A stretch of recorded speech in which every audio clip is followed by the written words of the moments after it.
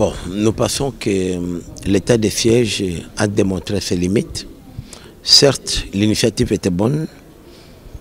Lorsque le chef de l'État a pensé qu'il fallait confier l'administration civile aux militaires pour résister, mais on a constaté que les militaires avaient complètement abandonné les fronts militaires pour se consacrer à la gestion des pouvoirs publics. Donc c'était plus l'argent qui intéressait les militaires au lieu de pouvoir défendre la République. Conséquence, 3 ans et demi après, depuis l'instauration de l'état de siège, en mai 2021, aucun territoire récupéré.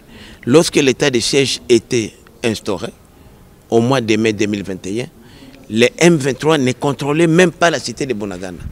Les M23 contrôlaient seulement les postes frontaliers. Et Tchandju, un petit village qui fait frontière avec le Rwanda. Mais 3 ans et demi après, ils ont contrôlé tout Bunagana, Ruchuru, Nyiragongo, Massissi, Lubero. Il n'y a qu'à Walikale chez moi où nous-mêmes, population, je dis bien, puisque 70% de la sécurité de Walikale est maintenue par les groupes armés, notamment NDC Rénové, APCLS et MAC Mboura. Ce sont, et qui sont très bien, qui sont financés par la population à travers la collecte des jetons qui constituent comme taxe, et elle se comporte très bien. Nous avons fait ce que je peux appeler les mires pour empêcher les M23. Ils ont tenté plusieurs fois. Et si Walikale est tombé, c'est Kisangani qui tomberait, c'est Kindu, c'est Bukavu, et il y aura un effet d'entraînement sur le reste du pays. Puisque Walikale est en cheval sur 3 provinces, Nord Kivu, et 4 provinces, Nord Kivu, Sud Kivu, Chopo et Maniema. Donc aujourd'hui, Beni, vous savez très bien, Beni est sous l'égide pratiquement des ADF, c'est leur bastion. Dieu seul sait si les UPDF, l'armée rwandaise, n'était pas là en opération conjointe avec nous, c'est que Beni serait devenu aujourd'hui. Donc nous disons, nous, que l'état de siège a échoué. Nous avons eu du respect à l'égard du chef de l'État, comme il a écrit au président de notre chambre, le collègue Vital Kamerhe, par respect à la première institution du pays, nous qui sommes deuxième, nous avons accepté de faire la dernière prorogation, la 83e. Je ne pense pas que d'ici une semaine, les collègues seront encore en mesure d'accepter cette demande-là. Nous avons demandé au chef de l'État, on lui a fait des propositions, on a fait un mémo, nous les caucus des 3 provinces, Nord Kivu, Sud Kivu et Ituri, pour lui expliquer que l'état de siège, c'était la magouille. Il y a même des collègues de son parti de PES, comme l'honorable Bindoulé, qui est élu de Boutembo, qui a démontré par l'enquête parlementaire qu'ils ont organisée au ministère de la Défense, si les 56 millions de dollars qui sont sortis pour financer l'état de guerre dans la province du Nord Kivu, seulement moins de 33% est arrivé là-bas. Et les 33% arrivés là-bas, il y a eu des opérations retour. Imaginez-vous comment on va faire la guerre lorsque tout l'argent déboursé reste ici à Kinshasa. Et 0 arrestation, 0 interpellation, 0 procès jusqu'à aujourd'hui. Et c'est ça l'état de siège. Et vous savez, ça commence comme ça. Mouzé a commencé comme ça, comme une aventure, mais il s'est retrouvé ici. Puisque les gens bouffaient l'argent. Exactement ce qui s'est passé à l'époque de Mobutu. Donc nous devons, nous, en tant qu'élus du peuple, nous avons tiré la sonnette d'alarme pour dire au chef de l'État, nous sommes des élus. Comme vous faites-nous confiance. L'état de siège aujourd'hui est devenu business. Voilà la réqualification. Et nous pensons qu'avec les propositions que nous avons faites, je suis content d'apprendre que le gouvernement, le chef de l'État a instruit la Première ministre d'examiner les conditions d'assouplissement de l'application de cette décision de l'état de siège. Et nous pensons qu'on n'aura plus de prochaines demandes de prorogation de l'état de siège. Plutôt, nous nous attendons à une nouvelle ordonnance du chef de l'État de libérer un conseil des ministres pour mettre fin à cet état de siège de la mort. Moi, je n'ai rien contre l'état de siège. Moi, ce que je juge, ce sont les résultats. Aujourd'hui, ce sont les militaires qui s'enrichissent. Il n'y a plus de crimes dans l'état de siège. Il n'y a plus de naissance des groupes armés. Imaginez-vous aujourd'hui. L'M23 contrôle Massissi, Ruchuru, Nyiragongo, Lubero. Tous ces groupes armés qui étaient là, ils sont ailleurs pour se réorganiser.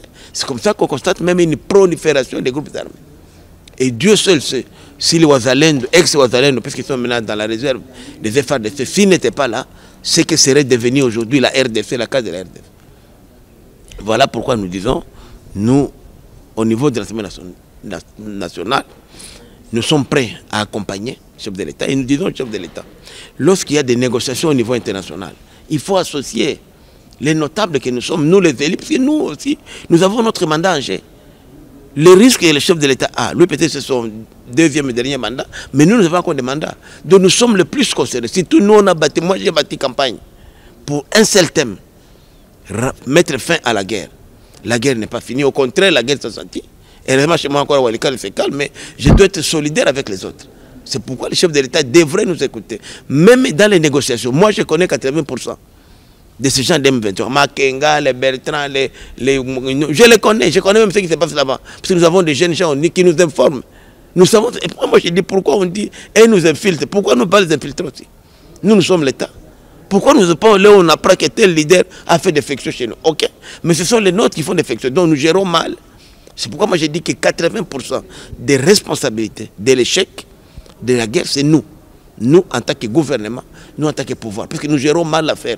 On n'associe pas, on fait les choses en catimini pour faire du business. Ça devient comme un truc là, COP. Et le COP.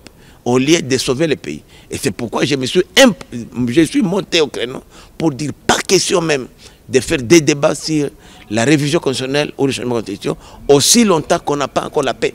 Ça serait une insulte à nos compatriotes aujourd'hui qui sont agressés, qui errent. 7 millions de nos compatriotes dorment à la belle étoile aujourd'hui. Et nous voulons encore amener la Constitution. Est-ce que c'est ça la solution? Non. Je suis pour, pas la révision, je suis pour le changement de la Constitution. Mais je dis, le moment n'est pas opportun. Attendons la fin de la guerre. Et une telle démarche, nous avons la majorité, elle se fera ici au Palais du Peuple. Elle se fera au gouvernement d'initiative, pas dans la rue. Puisque ce n'est pas une affaire de la rue, nous sommes des représentants du peuple, nous sommes des dignes élus du peuple, nous avons les mandats, nous allons en débattre. Et si nous arrivons à convaincre les autres, on va associer ceux-là même qui ne sont pas représentés dans les institutions, et après le projet sera soumis au référendum. Et le référendum que nous allons organiser, ça sera sur l'ensemble du territoire.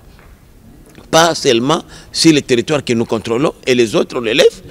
Vous savez, si on fait le référendum aujourd'hui, ceux-là qui sont à Beni, à Butembo, non, à Lubero, Massissi, Rutshuru, qui représentent à peu près aujourd'hui, c'est plus de 2 millions d'habitants.